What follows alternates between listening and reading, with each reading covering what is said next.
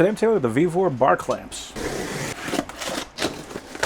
That's interesting. So they actually gave us a couple of these. Wow, these are very strong little plastic clamps. So these are good for backdrops. I've actually used these things for gluing mirrors back onto a car when we had basically no money.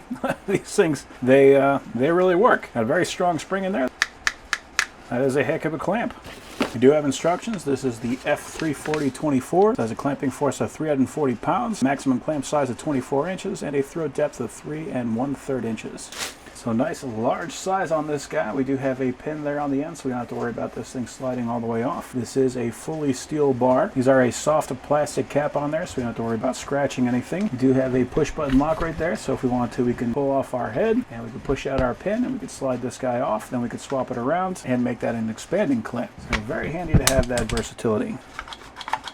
So that does have a nice gradual walk to it. And we got this trigger right here, which we can use to slide it back and forth. So it does have some friction like that. If you want to completely relieve the friction, we use this little trigger right here. We do have a lot of structure right here to make sure that we got good reinforcement. And of course, one thing better than one clamp is more than one clamp. Yeah, very nice action on that one as well.